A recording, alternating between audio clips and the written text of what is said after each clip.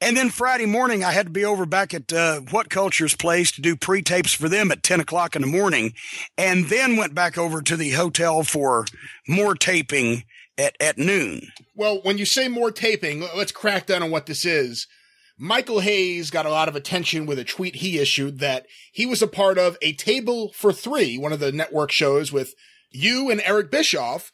I knew about this in advance, so I was really I enjoyed seeing everyone go crazy over the news when it came out, but was that the additional taping you're talking about, or was it even more? Yes. Well, okay. that was it there at that point. And also, you had said, well, who's the other one? Because originally, right. and no disrespect to Teddy Long, but originally it was supposed to be me, Bischoff, and Teddy Long.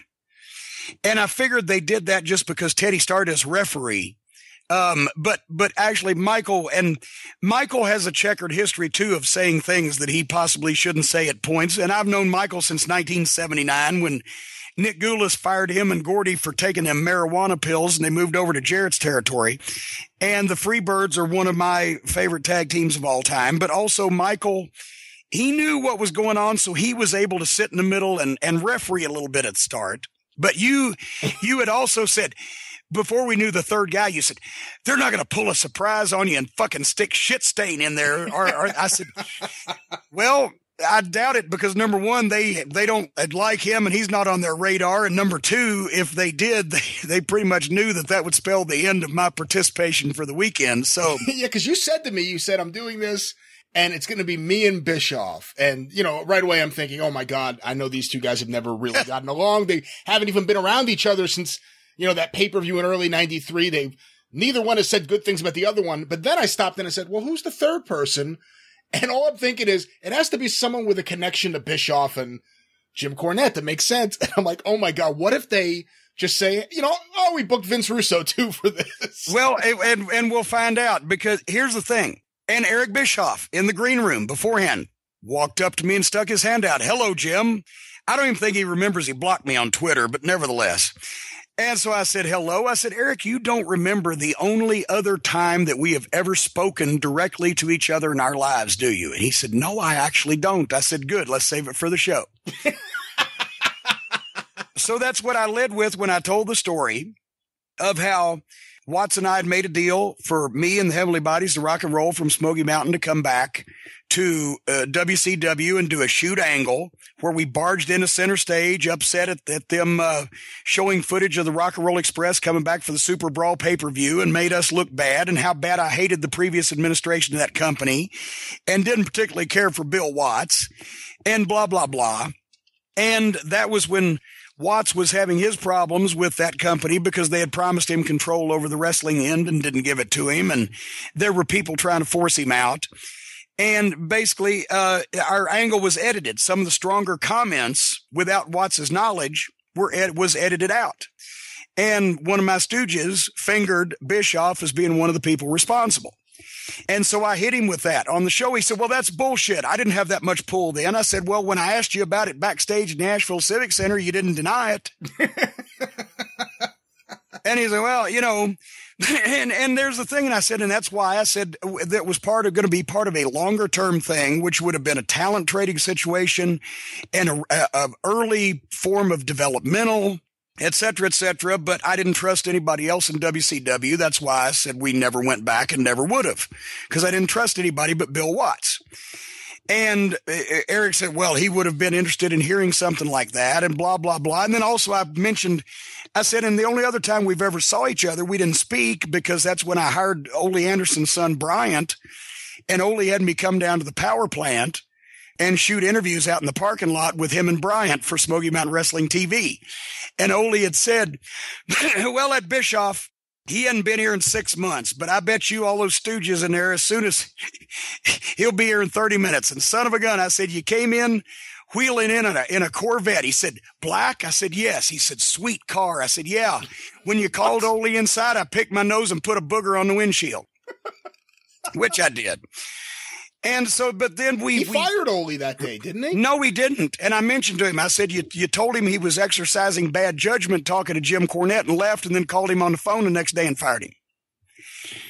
And he's, well, but then Michael settled us down a little bit. I got my point across.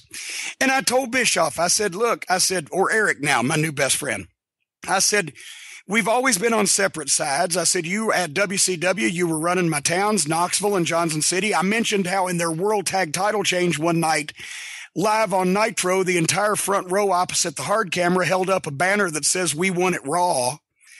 That was my handiwork. And I said at Vince McMahon's dining room table, hearing him say that Bischoff, he's going to put us out of business. He wants your job, pointing at Bruce, and your job, pointing at me, and your job. I said, so we've always been on opposite sides.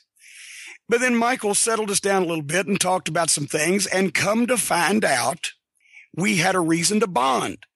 Because he thinks that Vince Russo is as big a waste of flesh and fucking oxygen as I do.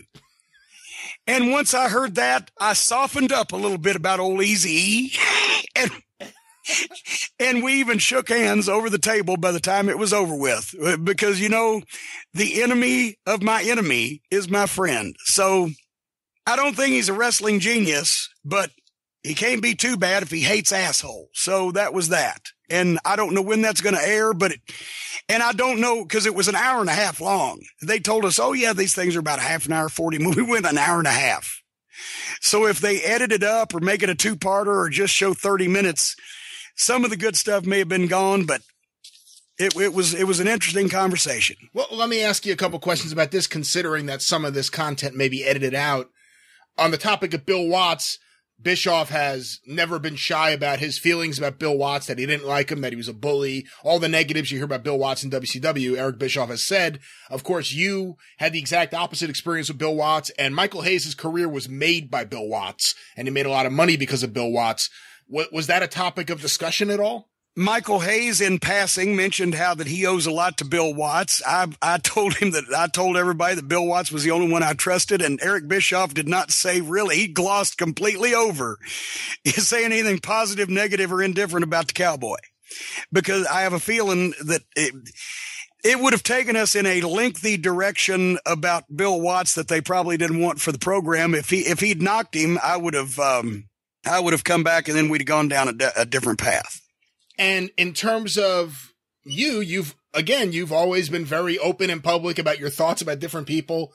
Did Bischoff hit you with anything? Was there any, I mean, it sounds very cordial from what you're saying, but was there any questioning about your behavior? Okay. He didn't give me, if I'd have made an argument out of it, I'd have been the prick, because he didn't really bring up anything that I could take as a slight or a insult. So I think he was doing the same thing I did. He was like, okay, we're here. So, but there you go. Was it a good lunch? Well, we hardly ate, because I want to sit there fucking eating with goddamn sauce dripping down my face, or be chewing when I might need to retort. So when they broke down for a couple of pat downs, because it was hot in there, and a couple of different topics, I had a bite of the steak, but by then it was, so I didn't go for lunch. Didn't go for the free lunch.